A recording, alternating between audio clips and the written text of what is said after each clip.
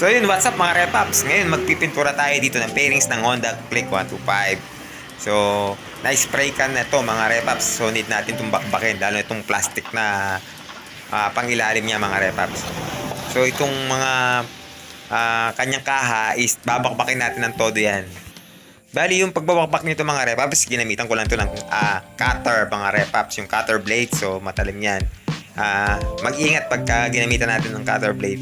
Pwede naman tong strip saw, kaso kailangan marunong kang gumamit ng strip saw, dahil pagka hindi ka marunong gumamit ng strip saw dito is maaaring masira yung pairings, maaaring malusaw sa strip saw to mga Repapips. Kaya ito, ginamitan ko na lang to ng cutter blade para hindi mag-messy kasi pagka strip saw yung ginamit ko dito. So pagkatapos ito is babakpakin ko pa ng papel dilia naman na magaspang mga Repapips.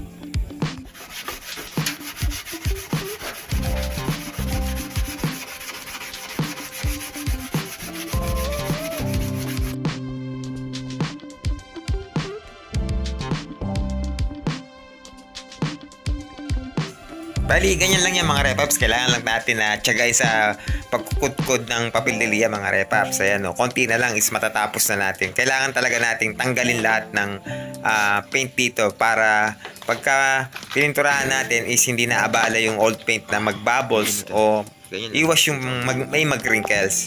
So need natin na bakbakin niya ng todo. Ito madali lang kasi plastic lang naman to. So tupin mo lang ng ganyan, matatanggal na. Ayan, hindi siya kumapit. So meron tayong vlog nito kung paano natin pakapitin dito yung ating pintura mga Repaps. Ito, tingnan nyo, napakadali lang tanggalin.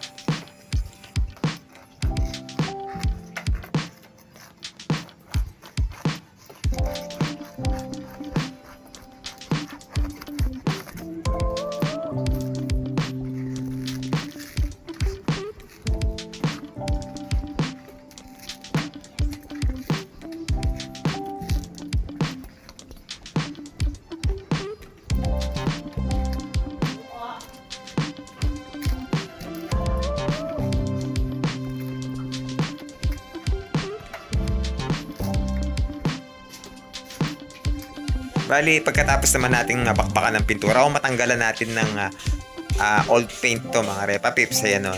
So wala na siyang pintura. So ang gagawin naman natin dito is spray na natin. Mag-start na tayong mag-paint dito. Tingnan nyo. Walang pintura yan. Ito plastic pa to mga Repapips. So mag-start na tayo magpintura dito gamit yung epoxy primer naman. Bali, meron tayo dito primer na epoxy primer gray mga Repapips. Bali, pinaka-ratio nito is 3:1 mga Repaps. Kaso nag-add ako dito ng +1. Pwede rin hanggang +3 to mga Repapips. 3:1:3, pwedeng ganyan. So ito yung kanyang catalyst o yung kanyang pinaka-activator o yung tinatawag na hardener mga Repaps. So need natin lagyan yan. So syempre nangailangan tayo dito na thinner syempre para pampalabnaw naman mga Repaps. So need talaga yan, thinner na yan. So yung tatlong yan ang gagamitin natin para bumuga sa ating spray gun. Kasi kung walang thinner is malapot. Dali, 2 full coat lang yung ginawa kong primer dito mga Repapips. At nag-interval ako ng 15 minutes bago ako nag-second coat. So yung 2 full coats na is pwede na yun. Tapos patutuyuin lang natin ng 2 hours to 4 hours bago natin pwedeng liyain ng papel dilia na 400 grit naman mga Repapips.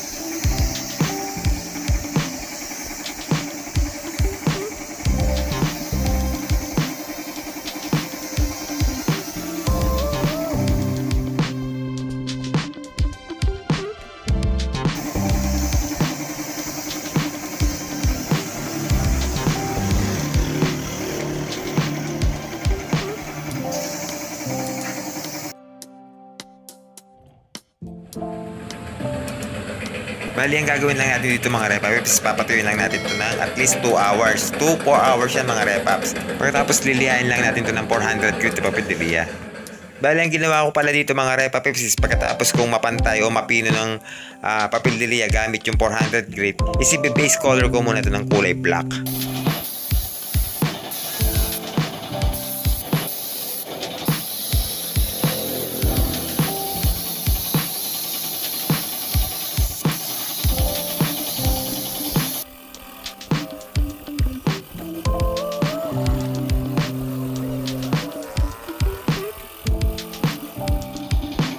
At pagkatapos kung ma-base black lahat mga repapips, pwede ko na itong kulayan gamit yung ating pinatimpla na mica violet.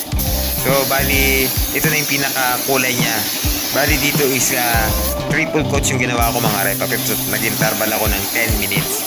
Yung nga palang ratio nito mga repapips, yung base color at saka yung thinner is 1:1 ang ginawa ko.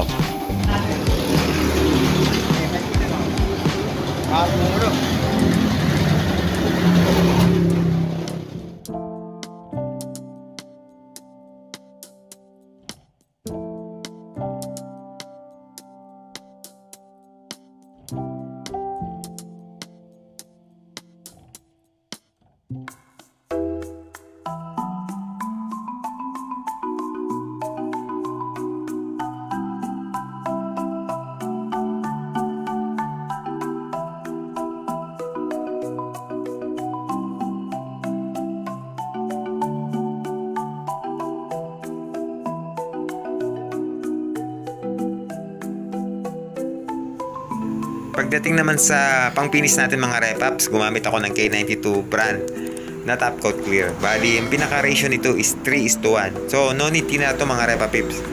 At triple coat yung gagawin nating top coat clear dun sa ating mga pairings. Bali, kapag ka nagtimpla ka nga pala ng ganito mga repaps, yung may mga catalyst na top coat clear o yung pintura is tansyahin mo lang. Huwag mong sosobrahan dahil pagka nangyaring may sumobra is maninigas lang yan after 6 hours mga repaps. Mag-uumpisa na siya mag-jelly nun, hindi mo na siya magagamit pagka nangyaring ganun mga repaps.